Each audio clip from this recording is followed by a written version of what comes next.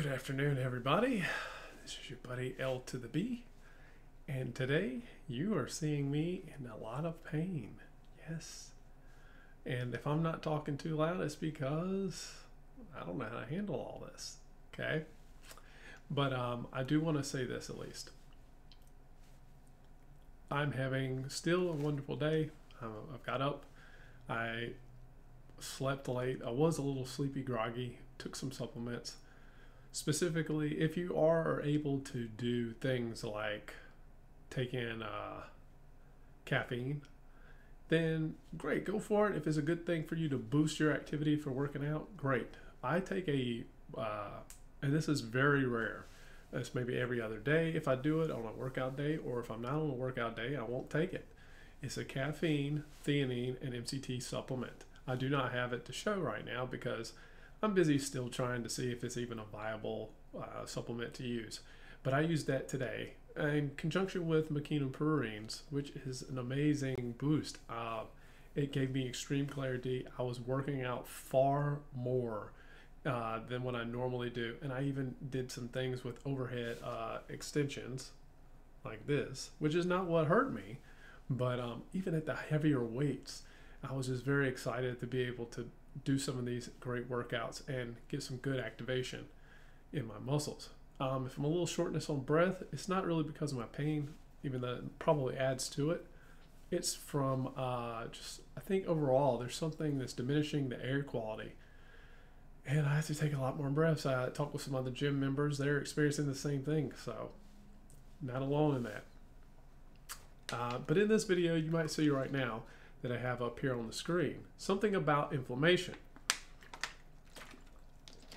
So this video will be a thank you video, but it'll also be informative in the sense that most people that get an injury or they're wondering what the heck how to get better, they normally run to doing different treatment, well, I would say therapeutic exercises or methods to resolve it. And one of those big ones is RICE, right? Rest, ice, compression, elevation. And it doesn't always help. In my case, I messed up my thoracic, or not thoracic, but upper thoracic, maybe lower, but more cervical. I screwed that up. So I'll specifically show what the exercise is. If it causes me pain, so be it. But I was doing some, yeah, right there. See, that hurts. That pain right there hurts. You're like, don't do it if it hurts. So I was doing this, overhead press, right? Doing some big weights. I grabbed some 50-pound dumbbells, and it was with too much weight, which is exercise-induced problem. And I just got a little bit too ambitious with the exercise. It caused me some pain right here, and when it snapped, my cervical spine area snapped. I felt the pop. I went, oh gosh. And of course, everything that came with that. Great workout, great exercise, energy, but after that, I was done. I could feel everything in my system start to reorganize, and I went outside and I just said, I'm done. Put the weight down, went out and sat down, about passed out. Halfway feel about passing out right now, but this was a while ago and still have some of the issues. It's going to have it for a while. But this is probably some of the people who have had these issues. There are different exercises you can do. Usually one is just like the tuck.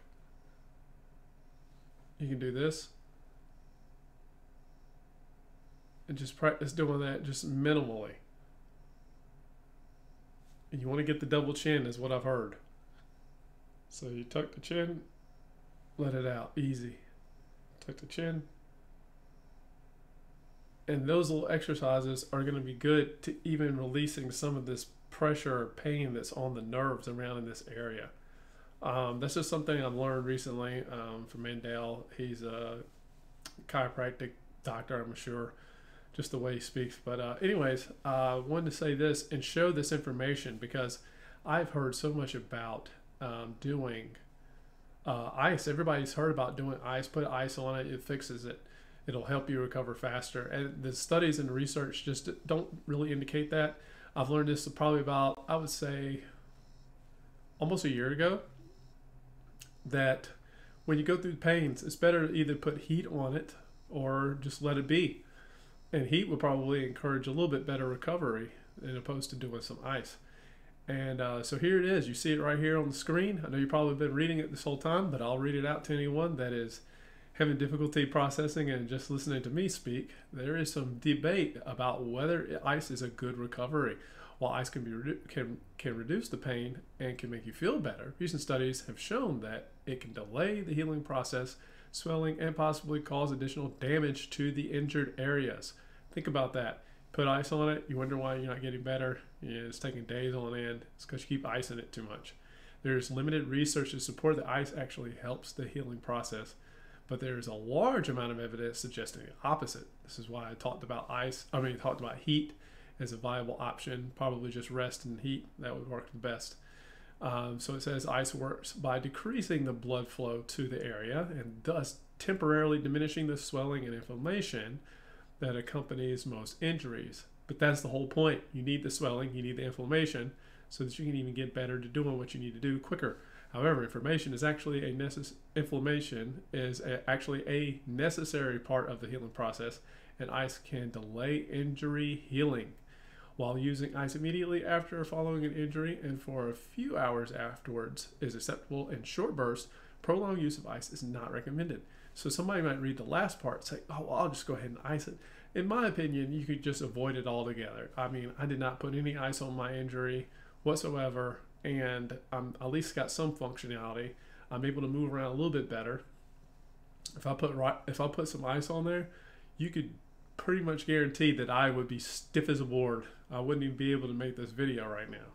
So I just wanted to include this information for anybody that might be going through some inflammation issues and wondering why are they not getting better.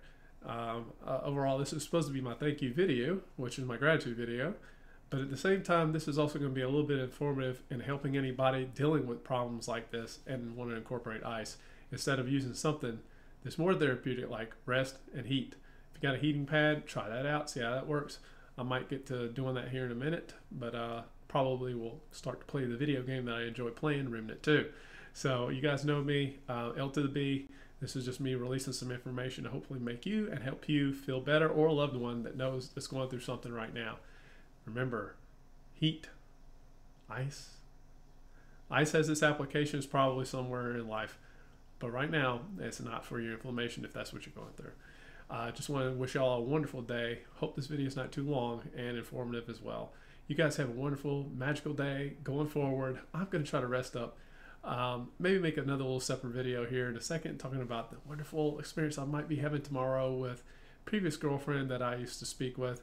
And just from overall the information that I can assess, doesn't seem to be a narcissist at all. Very vulnerable, exposed, and just overall breath of life. And maybe this is the reason why we didn't work out good together, but I'll be putting some more information about, does an empath and empath work? How does that relationship manifest?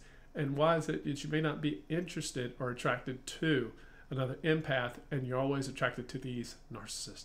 So I'm not that much into the subject matter like I was a few weeks ago or a week ago, but I will put out some content to try to, do some stuff while I'm in this recovery phase. Thank you. Hope you have a great day, and talk with you in the next video.